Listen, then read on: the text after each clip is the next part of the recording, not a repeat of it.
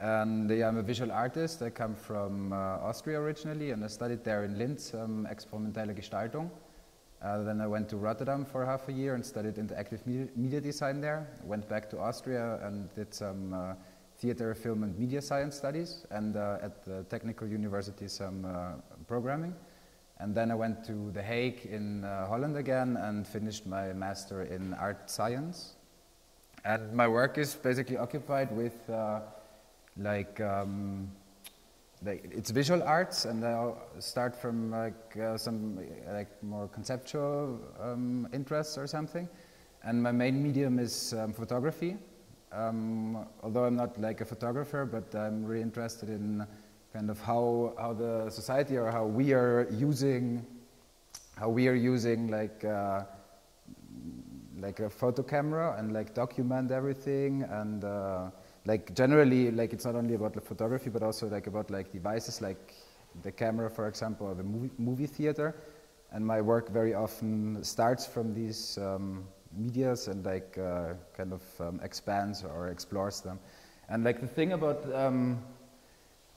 images is very much, or like lens-based images, is that they're really relying on this principle, which was invented like a really long time ago, and since then it didn't really change a lot. Like this whole laws of perspective, that's all kind of really built in like all the devices that we are using, and also like in 3D programs, for example, that it's really like this kind of representation that is like very much accepted, and we are all using this kind of language and for all sorts of like advertisement and movies and all that.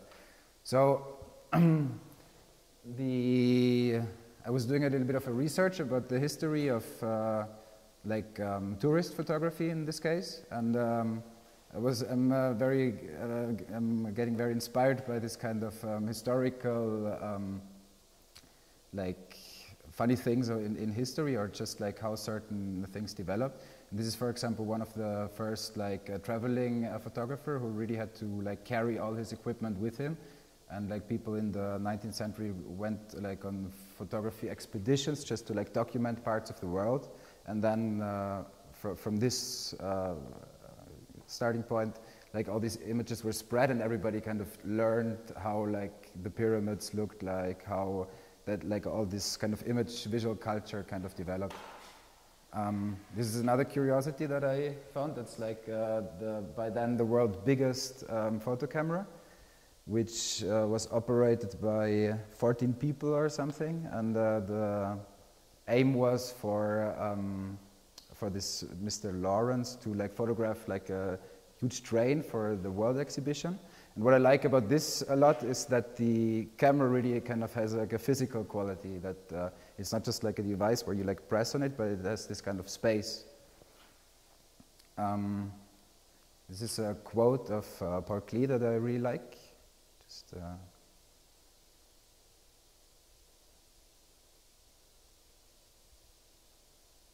read it.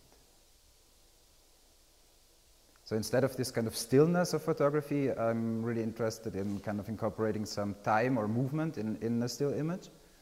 And the first project I'm going to talk about is actually starting from the fact that we all are like making kind of like our documentation, like we always have like the photo camera with, and there's a sort of self-perpetuating system that we are like knowing these images, and then we go to the place, and then we make our own version of it, and then we publish it again and like upload it on the internet, just saying we were also there. Maybe there's like a smiling friend of us like in the foreground of something, but like my starting point for this project was to collect actually all of these images, and then basically make a heat map, or like from a certain space, kind of rebuild the space based on the photographs that were existing of that space. And that brought me to a series of photographs that you can see here. So this is a panorama of Salzburg, where I collected like all photos I could find of it, and then rearranged it in 360 degrees, so you would get the whole panorama, and with additive blending. So like all layers are put on top of each other. You kind of get a heat map of what you're seeing. So the more images you have on top of each other, the brighter it gets. But that also means that the information is kind of blurred out by that, or like overexposed. And then in comparison to the places where there is like a lot of information, like for example there to the right, there's a castle. To the left of it, there is just no photograph taken. So kind of you don't see what people haven't photographed, but you also don't see what people have photographed. And like in between, you get these shades. So that's like 4 elements for one panorama. I was also experimenting with, this is, in the middle you see the Eiffel Tower, and then I collected all images that people made from the Eiffel Tower and rebuilt the 360 degrees. So you see, for example, that there is 1, 2, 3, 4, 5, 6 really interesting things, but then there is a few things, or like just some areas are completely uncovered, basically.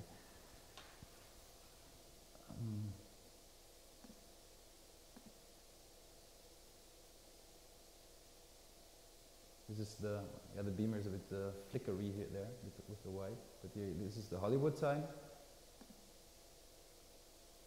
This is also a 360 degrees panorama from the Arc de Triomphe in Paris,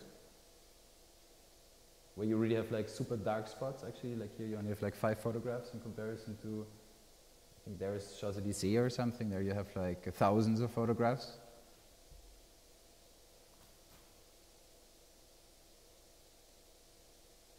And this is, yeah, it's kind of self-explaining. It's from the Empire State Building to Manhattan, and that's all a photo print. Then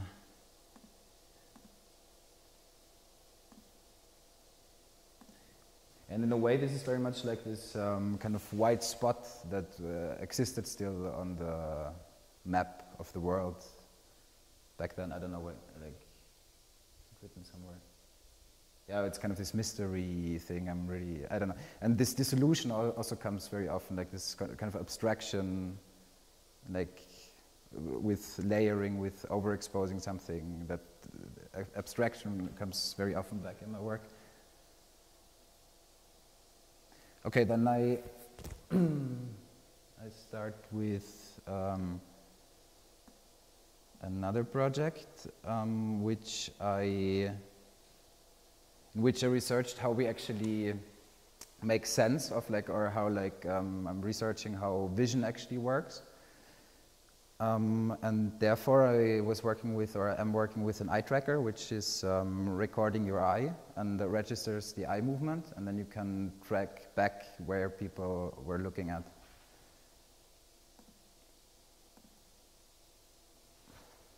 This is my eye, and then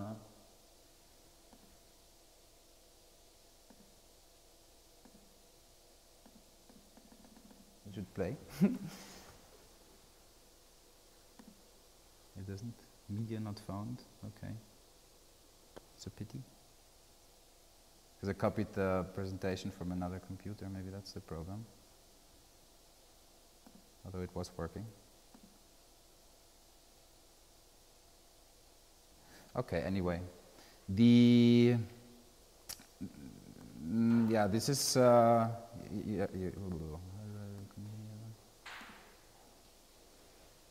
And with this tool, with this eye tracker, I'm working on different topics or different series. Like I'm extracting parts where I was looking at, and make also like collages with these parts, like corresponding to the point where I was looking at. And this is a series where I was looking at different people, like in different kind of special positions or special things that they were doing. So all these gray lines are drawn between these points where people were looking at. And for example, this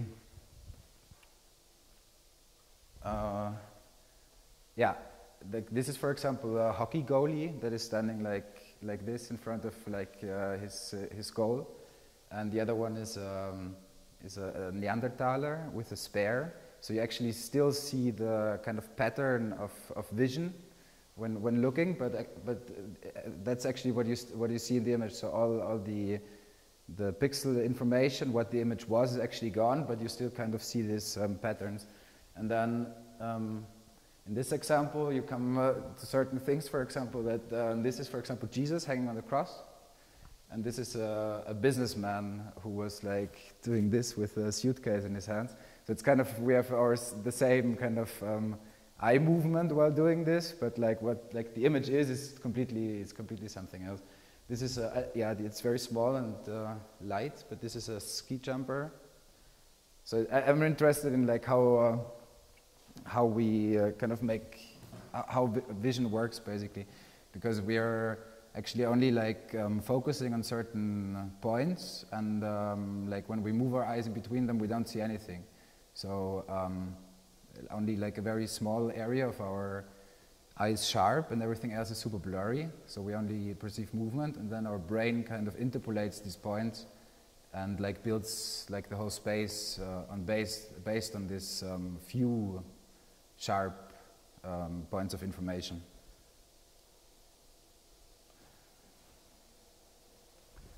And that approach is also part of another project where I'm going to show parts here at Sonica, where I'm working like with people and make portraits, and the setup you see a little bit. You don't see it really in the background because the beamer just has a very low resolution. But I'm basically working with this like photography as an installation, where you have like kind of a camera setup. Yeah, I'm going to show it one version in there, and the idea is a little bit to have like different ways of images, of how images can be taken.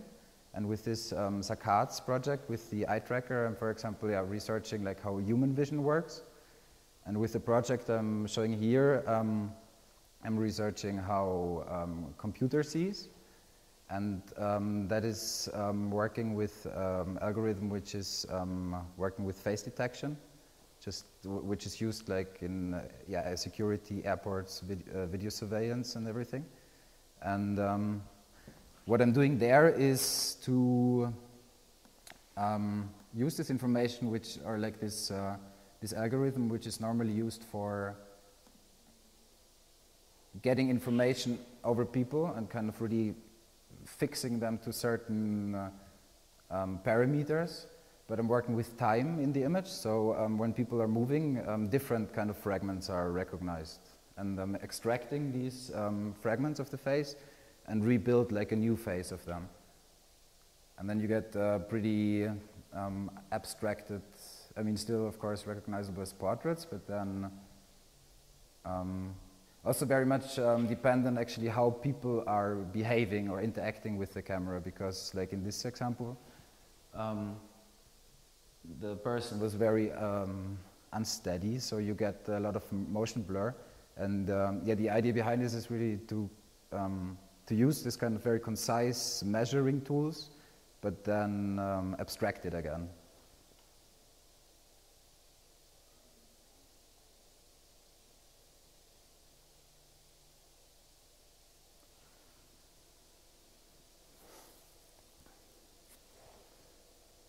Okay, this was all very much on photography. I also work with video, and I'm gonna play you a movie that I made.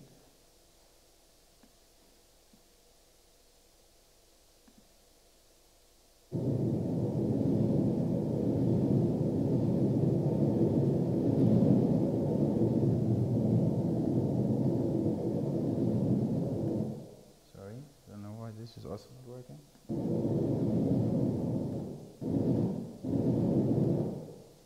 Ouch.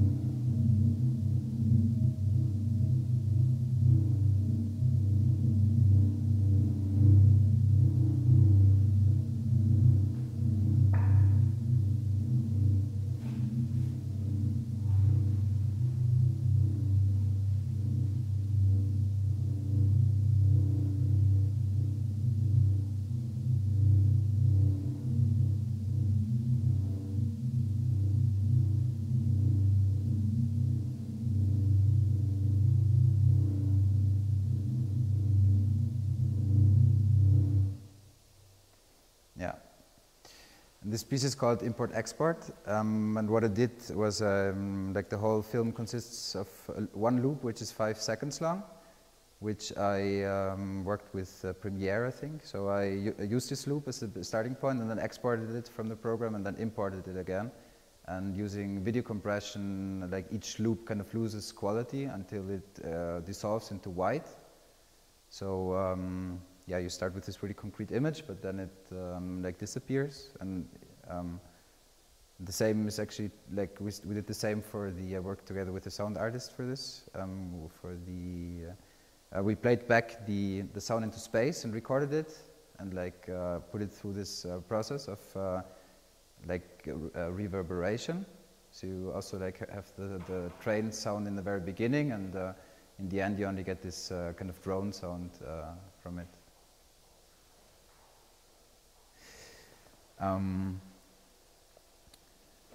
I also made a few. If you have any questions, then please ask me, or just say.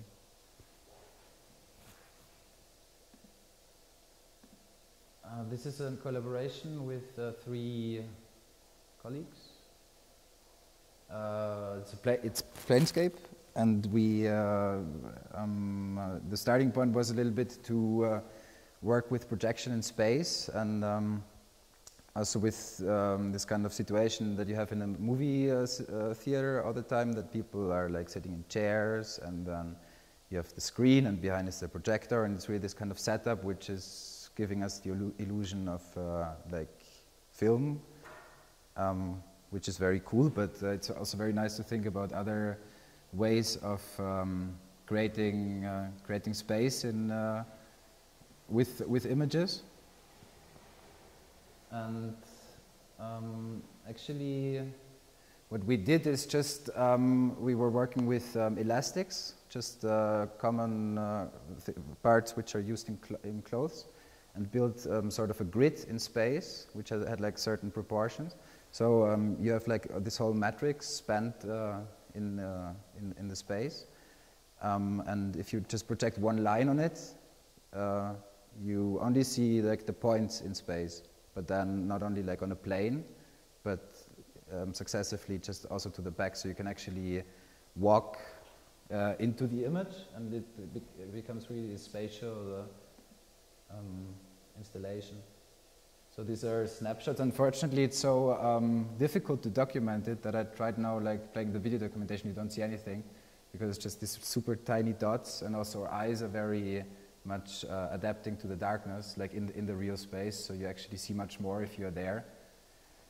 But it's a 40 minutes composition where, yeah, it plays with different speed and different kind of atmosphere, different.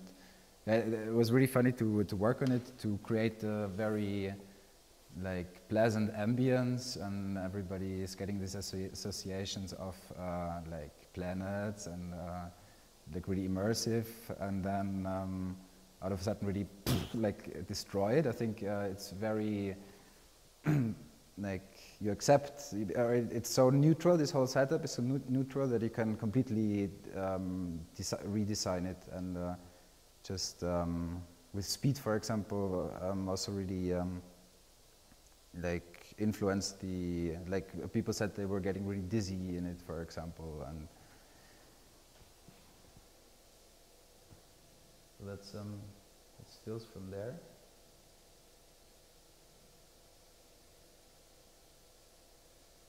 I don't know. Do you understand the idea behind? If you see these images, can you imagine how it would look, or is it very abstract? It's very abstract. Yeah, because you only see dots, right? It's very difficult to like these elastics that I was talking. That's this vertical lines, and then if you project one like horizontal line, for example, you only get these dots, because that's the part which hits the elastics. But the parts in between you don't see. But we still kind of figure that it's a line, and when this line is turning, then it's like in the whole space.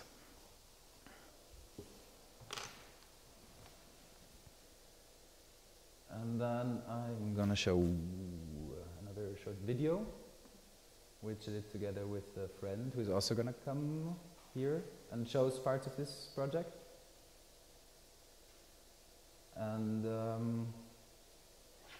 yeah, here the idea was to work with speed and really go to kind of the limits of what the camera can grasp. And for the project we built a setup of 4 cameras which are on a spinning platform with a drilling machine underneath.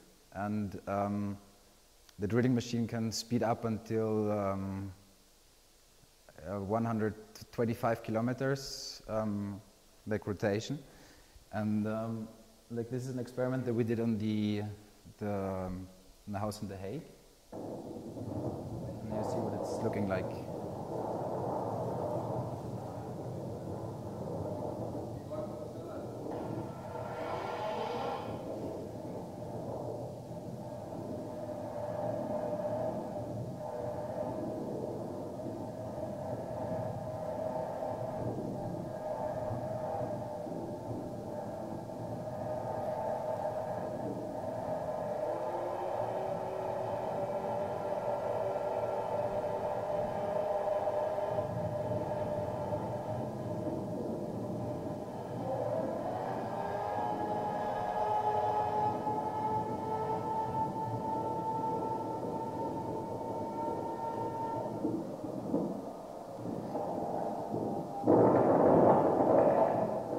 Yeah, and the initial idea is actually to, you see this effect also like in movies, for example, when a car drives by pretty fast, then you don't really know in which direction the wheel is spinning, or like at a certain, at a certain speed you still see that it's like going in the right way, but at a certain other point you see like that it's actually starting to slowly spin backwards and then changes direction and stands still, and that has to do with the frame rate of the camera. Yeah, the sound is a bit annoying in this, so it's just the sound from the camera directly.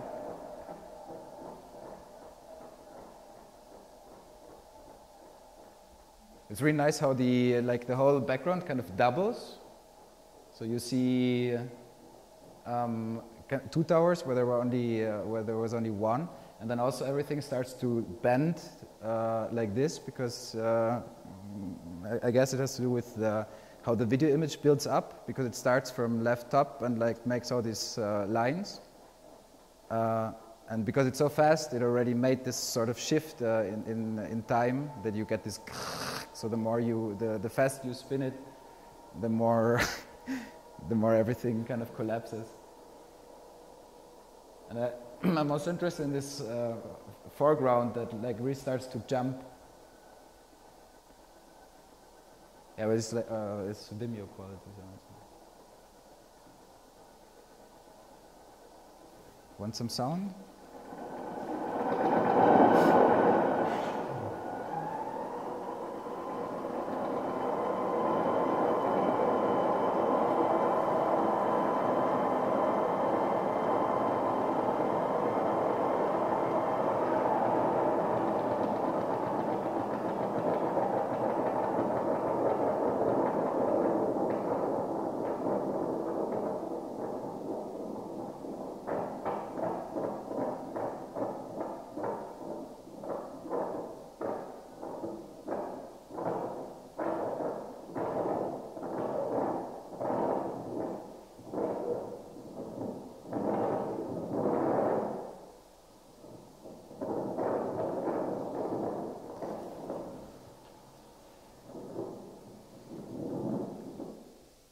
Yes, that was it.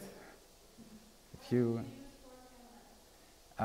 because we wanted to make a panorama, like a whole panorama, a video panorama. Yeah, here you only see one, of course, but we were invited for where Caroline was actually also the setup with 10 video beamers, and we were invited to do like a project there.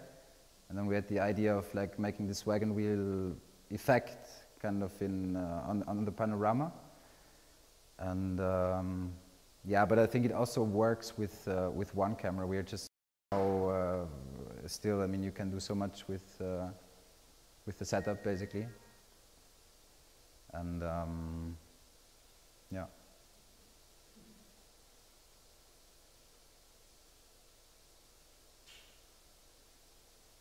Any questions or no? Okay. And lines, you explain the lines for portraits. Ah, the line. Yeah, I explained them. Okay. Ah, no, I think I mentioned that the line portraits they're based on this face detection algorithm, which is like measuring distances between eyes, for example, or between like ears and mouth, and then extracts these lines, and then yeah, like what I'm doing is like I'm making a long exposure photograph from it. That's the work I'm gonna show here at Sonica. Also as an installation.